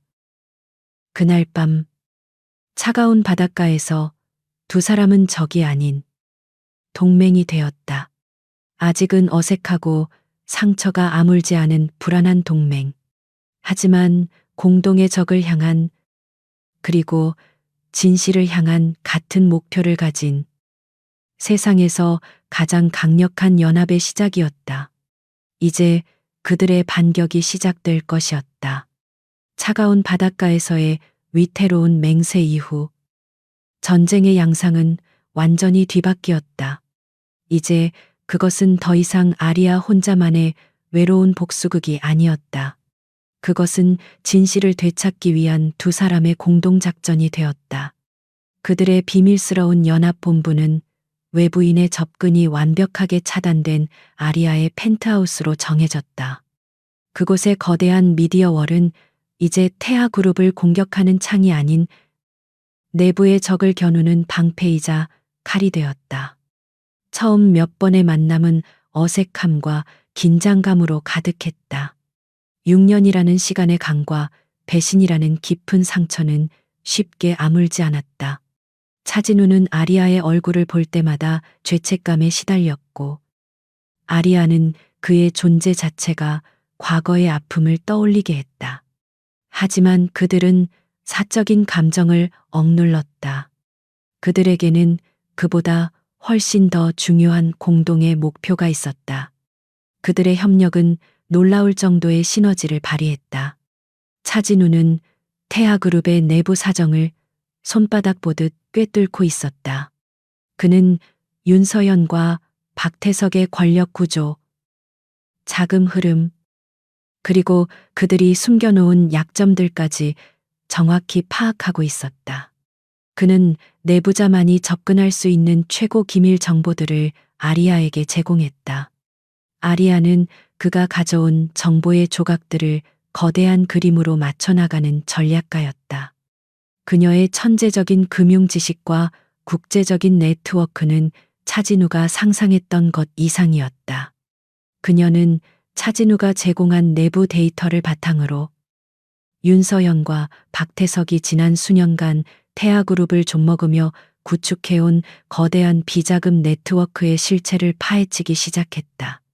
그들의 방식은 교묘하지만 패턴은 단순해요. 어느 날 밤 아리아는 미디어월의 복잡한 자금 흐름도를 띄워놓고 설명했다. 태아중공업이 수주한 해외 플랜트 사업에서 발생한 비용을 과다 계상하고 그 차액을 유령 페이퍼 컴퍼니를 통해 조세 피난처로 빼돌리는 방식이죠. 박태석은 실행을 담당하고 윤 이사는 그 자금을 세탁하고 관리하는 역할을 맡았을 겁니다. 차진우는 분노로 주먹을 불끈 쥐었다.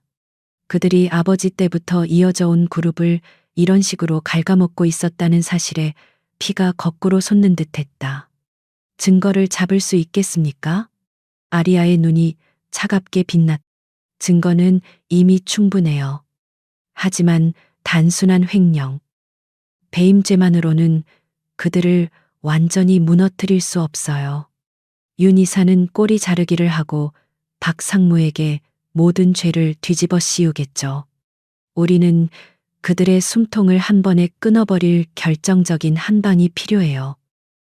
그때부터 그들의 진짜 작전, 트로이의 목마라고 명명된 계획이 시작되었다. 그 계획의 핵심은 적의 가장 큰 약점, 바로 탐욕을 이용하는 것이었다. 그들은 윤서연과 박태석이 절대 거부할 수 없는 달콤한 미끼를 던져 그들 스스로 덫 안으로 걸어 들어오게 만들기로 했다. 미끼는 바로 아리아가 이사회에서 제안했던 해양 바이오 신약 개발 프로젝트였다. 처음부터 이 프로젝트는 그들의 탐욕을 자극하기 위해 설계된 거대한 무대장치였다. 아리아는 의도적으로 프로젝트의 초기 투자 비용을 실제보다 훨씬 부풀리고 그 안에 거대한 비자금을 조성할 수 있는 구멍을 만들어 놓았다.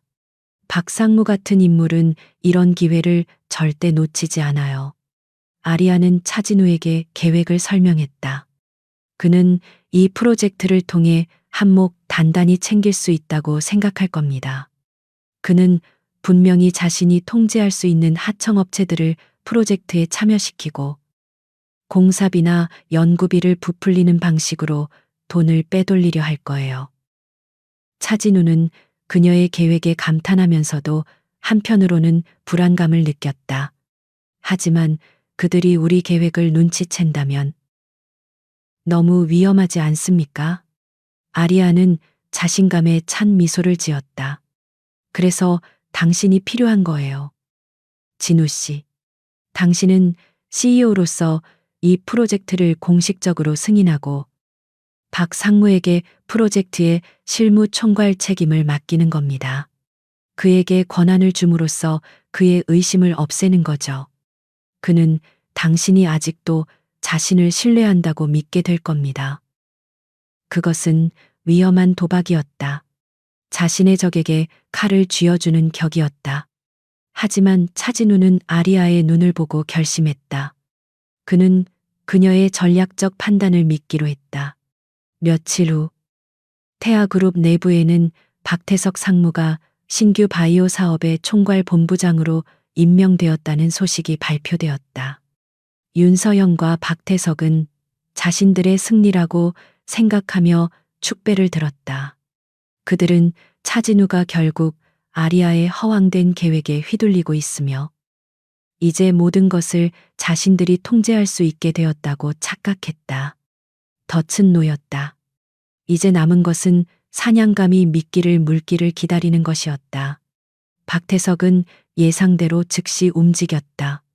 그는 프로젝트에 참여할 각종 협력업체들을 선정하기 시작했는데 그 명단은 모두 그와 윤서연이 뒤에서 조종하는 유령 회사나 다름없는 곳들이었다. 그는 대놓고 프로젝트 자금을 빼돌릴 준비를 하고 있었다. 아리아와 차진우는 그의 모든 움직임을 손바닥처럼 들여다보고 있었다. 아리아는 자신의 해커팀을 동원해 박태석과 업체들 사이에 오가는 모든 이메일과 자금 거래 내역을 실시간으로 감시했다. 차진우는 내부 감사팀의 눈을 다른 곳으로 돌려 박태석이 마음 놓고 움직일 수 있도록 판을 깔아주었다.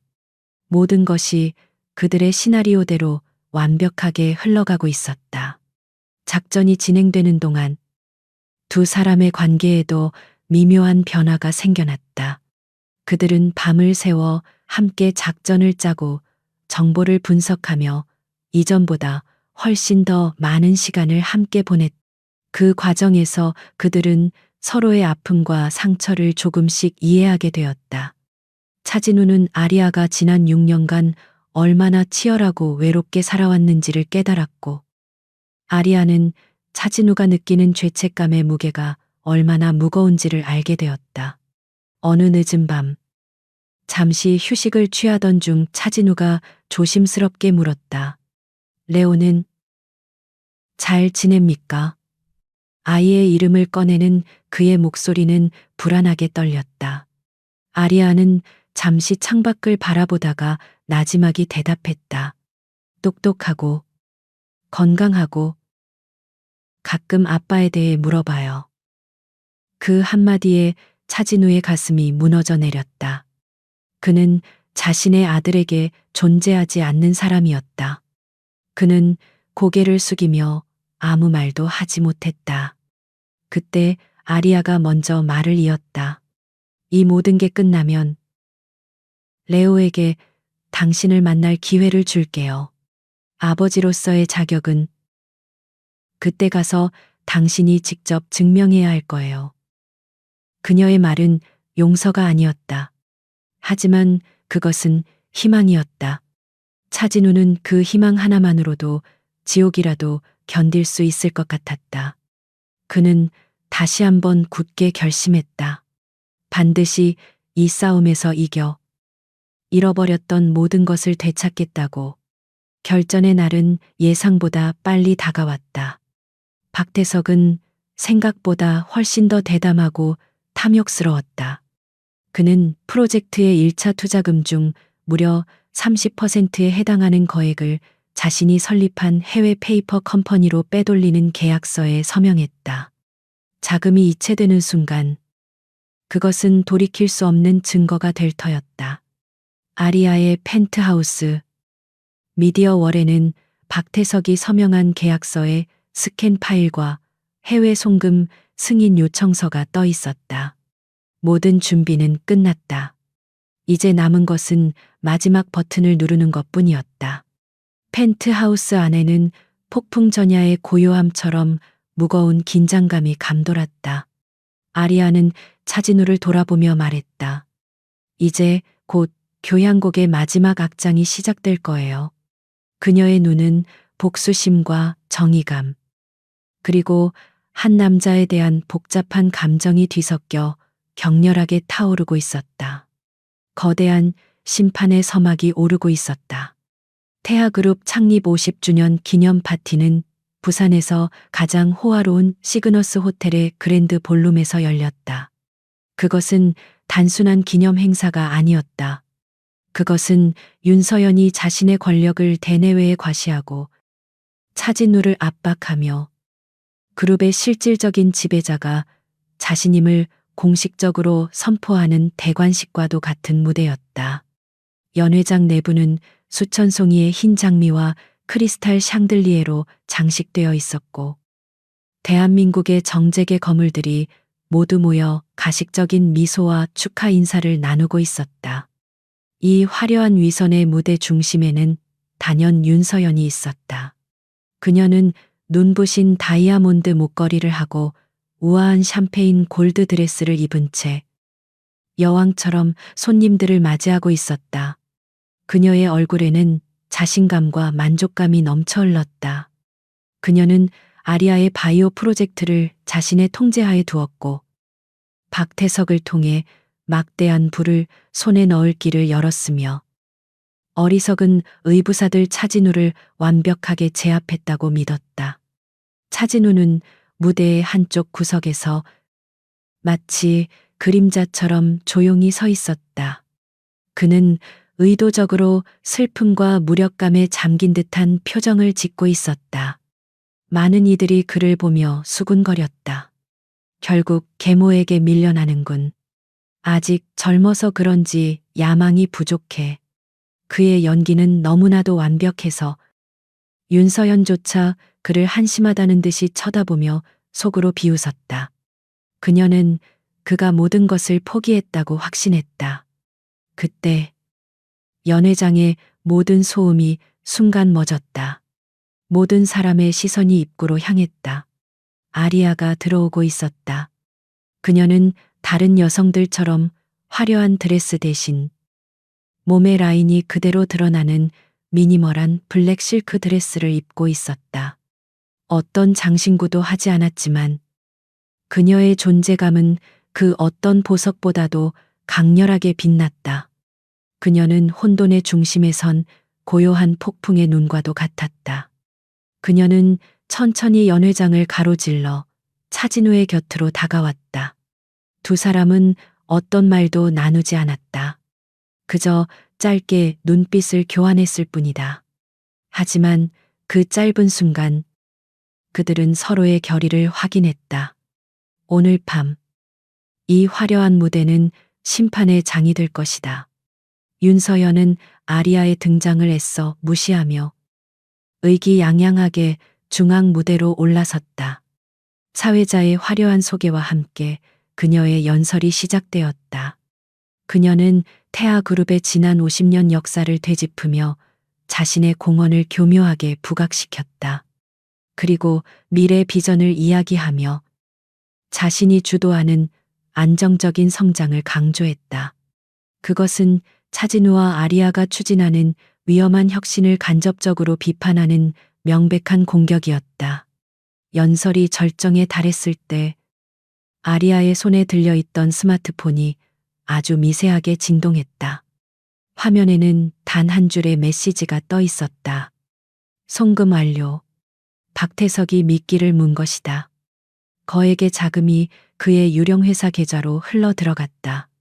이제 모든 증거는 완성되었다. 아리아는 차진우를 향해 아주 살짝 고개를 끄덕였다. 신호였다. 무대 위에서 윤서연은 연설을 마무리하며 샴페인 잔을 높이 들었다. 태아그룹의 영광스러운 과거의 경의를 표하며 그리고 제가 이끌어갈 더 위대한 미래를 위하여 다 함께 잔을 들어주십시오. 그녀의 목소리가 연회장에 울려 퍼지고 손님들이 일제히 잔을 들어 올리는 바로 그 순간이었다. 순간 연회장의 모든 대형 스크린이 일제히 암전되었다. 축하 영상을 비추던 화면들이 꺼지자 장내는 순간적인 혼란에 휩싸였다. 윤서연은 당황하며 방송실을 향해 소리치려 했다. 하지만 그보다 먼저 스크린들이 다시 동시에 켜졌다. 그러나 화면에 나타난 것은 축하 영상이 아니었다. 첫 번째 화면에 나타난 것은 6년 전 고아라가 기밀을 유출했다는 증거였던 조작된 이메일이었다. 그리고 바로 옆 화면에 교묘하게 삭제되었던 서버의 원본 로그 기록이 복원되어 나타났다. 그 기록은 이메일이 고아라의 컴퓨터가 아닌 박태석의 사무실 IP에서 발송되었음을 명백하게 보여주고 있었다. 연 회장은 찬물을 끼얹은 듯 조용해졌다. 사람들은 무슨 영문인지 몰라 어리둥절했다. 윤서연과 박태석의 얼굴은 하얗게 질리기 시작했다. 하지만 이것은 시작에 불과했다. 화면이 바뀌었다. 이번에는 수십 개의 해외 유령 회사와 복잡하게 얽힌 계좌들의 관계도가 나타났다. 그리고 태아중공업의 해외 플랜트 사업에서 빠져나간 자금이 그 계좌들로 흘러 들어가는 흐름이 붉은색 화살표로 선명하게 표시되었다. 자금의 최종 종착지는 바로 윤서연이 차명으로 관리하는 스위스 비밀 계좌였다. 저건 조작이야. 박태석이 비명처럼 소리쳤다. 하지만 그의 외침은 곧이어 터져 나온 영상 앞에서 힘을 잃었다. 마지막 스크린에 바로 오늘 박태석이 서명한 바이오 프로젝트의 허위 계약서와 방금 전 그의 유령 회사로 거액의 자금이 이체되었음을 증명하는 은행의 공식 거래 확인서가 큼지막하게 떠올랐다. 그리고 화면 한쪽에서는 몰래카메라 영상이 재생되기 시작했다. 영상 속에서 박태석은 한 여성과 술을 마시며 의기양양하게 떠들고 있었다. 윤 사모님과 나는 한 배를 탔지. 멍청한 차진우 놈은 아무것도 몰라. 이번 건만 성공하면 태하는 완전히 우리 손에 들어오는 거야. 이제 모든 것이 명백해졌다. 연 회장은 아수라장으로 변했다. 손님들의 경악에 찬 비명. 기자들의 카메라 플래시가 정신없이 터져나왔다. 이것은 단순한 기업 비리가 아니었다. 후계자를 몰아내기 위한 추악한 음모이자 수년에 걸친 조직적인 횡령 사건이었다. 태아그룹 역사상 최악의 스캔들이었다. 무대 위에서 윤서연은 완전히 무너져 내렸다. 그녀의 우아한 가면은 산산조각이 났고 그 아래에서는 추악한 탐욕과 분노로 일그러진 본 모습이 드러났다. 그녀는 넋이 나간 사람처럼 아니야. 라고 중얼거리다가 이내 이성을 잃고 무대 아래에 차진우를 향해 악을 썼다. 네, 짓이었구나. 이 배은망덕한 놈, 내가 너를 어떻게 키웠는데. 박태석은 살기를 찾으려는 듯 혼란을 틈타 연회장 밖으로 도망치려 했다. 하지만 연회장의 모든 출입문은 이미 아리아가 고용한 건장한 보안 요원들에 의해 봉쇄되어 있었다. 그의 필사적인 몸부림은 덫에 걸린 쥐의 발악과도 같았다. 바로 그때 연회장의 정문이 소리 없이 열리고 검은 정장을 입은 검찰 수사관들이 조용히 걸어 들어왔다. 그들의 등장은 이 모든 혼란의 종지부를 찍는 사형 선고와도 같았다. 그들은 곧장 무너져 내린 윤서연과 발버둥 치는 박태석에게 다가가 차가운 목소리로 말했다. 특정경제범죄가중처벌법상 횡령 및 배임, 증거 위조 혐의로 긴급 체포합니다. 당신들은 변호사를 선임할 수 있으며 수갑이 채워지는 철컥 소리가 요란한 카메라 플래시 소음 속에서도 유난히 선명하게 들렸다. 한때 그룹의 여왕이었던 윤서연과 그녀의 충신은 기자들 앞에서 속수무책으로 끌려나갔다. 그들의 화려했던 야망은 그렇게 한순간에 무너져 내렸다. 이 모든 혼란의 한가운데 차진우와 아리아는 여전히 그 자리에 조용히 서 있었다. 두 사람은 아무 말 없이 서로를 바라보았다. 아리아의 눈에는 6년간의 한을 풀어낸 안도감과 함께 깊은 슬픔이 서려 있었다. 차진우의 눈에는 뒤늦은 정의를 실현했다는 안도감과 함께 사랑하는 여자를 지켜주지 못했던 과거에 대한 깊은 참회가 담겨 있었다. 연회장의 대형 스크린에는 여전히 그들의 범죄를 증명하는 증거들이 환하게 빛나고 있었다. 화려한 파티의 잔해 속에서 심판은 끝났다. 길고 길었던 복수의 교향곡이 마침내 그 마지막 악장을 연주한 것이다. 태아 그룹 창립 50주년 기념 파티에서 벌어진 충격적인 사건은 그날 밤 부산을, 아니 대한민국 전체를 뒤흔들었다. 모든 뉴스 채널과 신문 일면은 온통 윤서영과 박태석이 수갑을 찬 채 끌려나가는 사진으로 도배되었다. 태아그룹의 추악한 진실, 계모의 반란, 의부사들 축출 음모 같은 자극적인 제목들이 쏟아져 나왔다. 당연하게도 다음 날 아침 주식시장이 열리자마자 태아그룹의 주가는 폭락하기 시작했다. 투자자들은 공황 상태에 빠졌고 협력업체들의 문의 전화가 빗발쳤다. 그룹은 창립 이래 최악의 위기에 직면했다. 화려한 파티의 잔해가 채 치워지기도 전에 차진우는 자신의 제국이 무너져 내리는 소리를 들어야만 했다. 그는 자신의 집무실에서 밤을 새웠다. 잠시도 쉴 틈이 없었다. 그는 비서실과 홍보팀을 총동원해 사태를 수습하기 위해 분투했다. 주주들을 안심시키기 위한 공식 성명을 준비하고 긴급 이사회를 소집했으며 금융당국의 조사에 성실히 임하겠다는 약속을 해야 했다. 그의 어깨 위에는 수만 명의 직원과 그 가족들의 생계가 달려 있었다. 죄책감이나 후회에 잠겨 있을 시간조차 사치였다. 하지만 혼란스러운 상황 속에서도 그의 머릿속 한편은 놀랍도록 차분했다. 그것은 아리아, 아니 고아라가 그의 곁에 있다는 사실 때문이었다.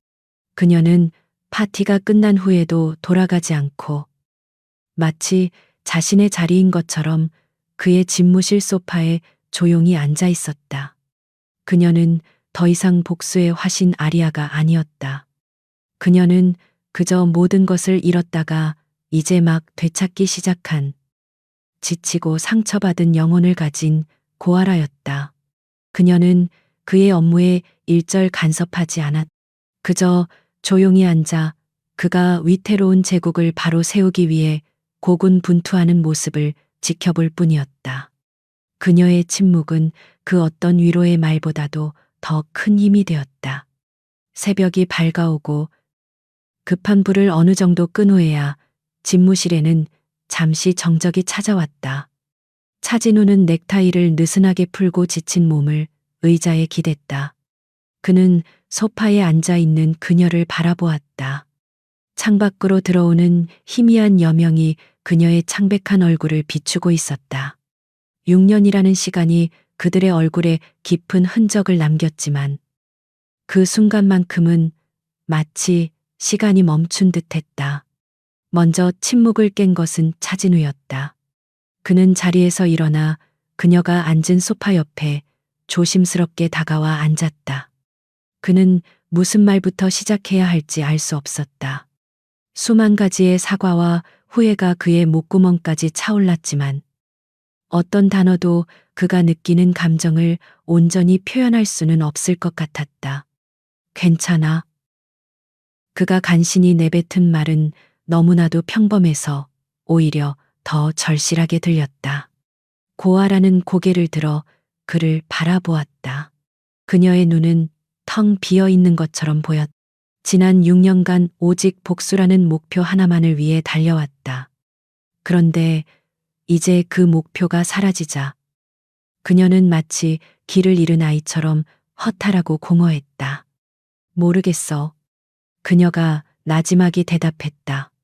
속이 시원할 줄 알았는데 그냥 아무 생각도 나지 않아. 내가 지난 6년간 대체 무엇을 위해 살아온 건지.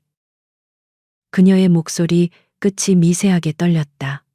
복수가 끝난 자리에 남은 것은 상처받은 영혼의 공허함 뿐이었다. 차진우의 가슴이 미어졌다. 그는 그녀의 고통이 얼마나 깊은지 감히 상상조차 할 수 없었다. 그는 용기를 내어 그녀의 차가운 손 위로 자신의 손을 조심스럽게 포겠다. 그녀는 움찔했지만 그의 손을 뿌리치지는 않았다. 그의 손에서 전해져 오는 따뜻한 온기가 그녀의 얼어붙었던 마음을 아주 조금씩 녹이는 듯 했다. 내가 모든 걸 망쳤어. 차진우는 고통스러운 목소리로 고백했다. 그때 내가 조금만 더 널 믿었더라면, 아니, 너의 말을 들어주기만 했더라면, 넌 그런 끔찍한 시간을 혼자 견디지 않아도 됐을 텐데, 내가 널 지켜주지 못했어. 오히려 내가 널 가장 깊은 지옥으로 밀어넣었어. 그의 진심 어린 사과에 고아라의 눈에서 마침내 참아왔던 눈물 한 방울이 흘러내렸다. 그 눈물은 지난 6년간의 외로움과 서름, 그리고 공포가 응축된 결정체였다. 그녀는 흐느끼지 않았다. 그저 조용히 눈물을 흘릴 뿐이었다. 나는 매일 밤이 무서웠어. 낯선 땅에서 아무도 아는 사람 없는 곳에서 배는 점점 불러오는데 내가 과연 이 아이를 제대로 지켜낼 수 있을지. 그녀는 처음으로 그에게 자신의 약한 모습을 드러냈다.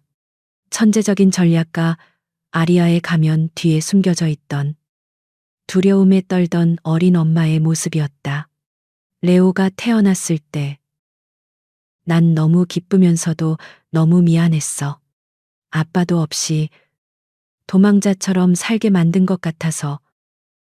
그래서 더 독해져야만 했어. 강해져야만 했어. 내 아들을 지키기 위해서, 그리고 언젠가 모든 진실을 밝히기 위해서. 그녀의 이야기를 듣는 내내 차진우는 심장이 갈기갈기 찢어지는 듯한 고통을 느꼈다.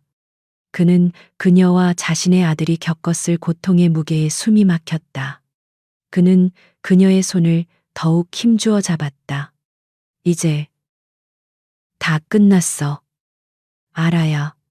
이제 더 이상 혼자 싸우지 않아도 돼. 내가 평생 속죄하며 살게. 너와 레오 곁에서. 그의 말에 고아라는 천천히 고개를 저었다. 속죄하라는 게 아니야.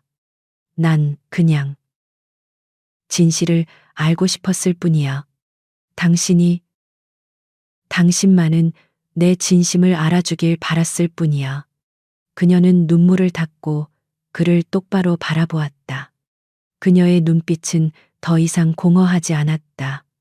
그 안에는 슬픔과 함께 아주 작은 희망의 불씨가 피어오르고 있었다.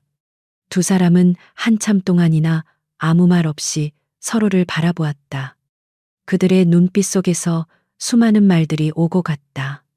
6년 전의 오해, 그동안의 그리움, 서로에 대한 원망과 연민, 그리고 아직 희미하게 남아있는 사랑의 감정까지. 그들은 비로소 과거의 상처를 정면으로 마주하고 서로를 이해하기 시작했다. 집무실의 통유리창 너머로 부산의 아침이 완전히 밝아오고 있었다. 태풍이 휩쓸고 간 자리는 폐허처럼 보였지만 그 폐허 위로 새로운 해가 떠오르고 있었다. 태아그룹의 위기는 이제 시작이었고 앞으로 그들이 해결해야 할 문제는 산더미처럼 쌓여 있었다. 하지만 그들은 더 이상 두렵지 않았다. 차진우는 결심했다. 그는 단순히 회사를 재건하는 것을 넘어 과거의 잘못을 바로잡고 새로운 태아를 만들 것이다. 그리고 무엇보다 그는 잃어버렸던 자신의 가족을 되찾을 것이다. 고아라와 레오에게 세상에서 가장 든든한 울타리가 되어줄 것이다. 고아라 역시 결심했다. 그녀는 더 이상 복수의 화신 아리아로 살지 않을 것이다. 그녀는 이제 한 아이의 엄마, 고아라로 돌아가 새로운 삶을 시작할 것이다. 과거의 상처를 완전히 지울 수는 없겠지만 그 상처를 보듬고 앞으로 나아갈 용기를 얻었다. 폭풍이 지나간 자리에 고요한 아침이 찾아왔다. 그것은 모든 것이 끝난 뒤의 평화가 아니라 모든 것을 새로 시작하기 위한 치유와 재건의 시간이었다. 두 사람은 함께 창밖을 바라보았다. 그들의 시선은 같은 곳, 바로 떠오르는 태양을 향해 있었다. 몇 달 후, 태풍이 휩쓸고 지나간 태아그룹은 놀라운 속도로 안정을 되찾았다. 아니, 이전보다 더욱 투명하고 강건한 기업으로 거듭났다. 차진우는 그룹의 회장으로 공식 취임하며 대대적인 개혁을 단행했다. 윤서연과 박태석의 비자금으로 더럽혀졌던 내부 감사 시스템은 완전히 해체되고 외부의 독립적인 기관에 의해 재편되었다. 윤서연과 박태석, 그리고 그들의 범죄에 연루되었던 임직원들은 모두 법의 엄중한 심판을 받았다. 그들이 수십 년에 걸쳐 저지른 범죄의 증거는 너무나도 명백했고 결국 수십 년의 중형을 선고받고 역사의 뒤안길로 쓸쓸히 퇴장했다. 태아그룹을 뒤덮었던 검은 그림자는 그렇게 완전히 걷혔다. 고아라는 더 이상 복수의 화신 아리아가 아니었다. 그녀는 자신의 진짜 이름을 되찾았고 6년 전의 누명 또한 공식적으로 벗었다. 차진우는 그녀에게 그룹의 부회장직을 제안했지만 그녀는 정중히 거절했다. 대신 그녀는 자신이 제안했던 바이오 프로젝트를 책임지는 미래전략본부의 본부장직을 맡았다. 권력의 중심이 아닌 태아의 미래를 창조하는 일을 선택한 것이다. 그녀는 더 이상 복수를 위해 살지 않았다. 그녀의 삶은 이제 아들 레오와 그리고 태아의 새로운 미래를 위한 비전으로 가득 차 있었다. 그녀는 이전보다 훨씬 더 편안하고 행복해 보였다. 날카로운 얼음장 같던 표정은 부드럽게 녹아내렸고 그 자리에는 따뜻하고 자신감 넘치는 미소가 자리 잡았다. 차진우와 그녀의 관계는 조심스럽게 재건되고 있었다. 그들은 연인이라기보다는 가장 신뢰할 수 있는 동료이자 레오의 부모로서 서로를 마주했다. 잃어버린 6년의 시간과 깊은 상처는 하룻밤 사이에 치유될 수 있는 것이 아니었다. 그들은 서두르지 않고 매일의 소소한 일상 속에서 서로에 대한 신뢰와 이해를 차곡차곡 쌓아나갔다. 차진우에게 가장 큰 변화는 아버지라는 역할을 배우는 것이었다. 그는 서툴렀지만 진심을 다해 레오에게 다가갔다. 처음에는 어색해하며 그를 아저씨라고 부르던 레오도 차진우의 꾸준한 노력에 서서히 마음을 열기 시작했다. 두 사람은 복잡한 전략 게임을 함께 두거나 최신형 선박의 설계도를 보며 밤늦도록 토론을 벌이기도 했다. 레오는 아버지를, 차진우는 아들을 그렇게 서로의 세계 속에서 발견하고 있었다. 그리고 마침내 모든 폭풍이 완전히 멎고 진정한 평화가 찾아온 어느 이른 새벽, 차진우는 고아라와 레오를 데리고 조용한 바다로 나갔다. 그가 아끼는 새하얀 요트가 부드럽게 물살을 가르며 부산 앞바다의 고요한 중심으로 나아가고 있었다. 아직 어둠이 채 가시지 않은 바다는 거대한 벨벳처럼 부드러웠다. 고아라는 요트의 갑판에 기댄 채 차가운 새벽 공기를 깊이 들이마셨다. 그녀의 곁에는 차진우가 말없이 서 있었다. 두 사람 사이에는 편안한 침묵이 흘렀다. 더 이상 서로의 눈치를 보거나 과거의 상처를 떠올릴 필요가 없었다. 그들은 그저 같은 곳을 바라보고 있을 뿐이었다. 6년 전에는 고아라가 나지막이 입을 열었다. 이런 아침을 다시는 볼 수 없을 거라고 생각했어. 매일 밤악몽을 꾸고 매일 아침 절망 속에서 눈을 떴으니까.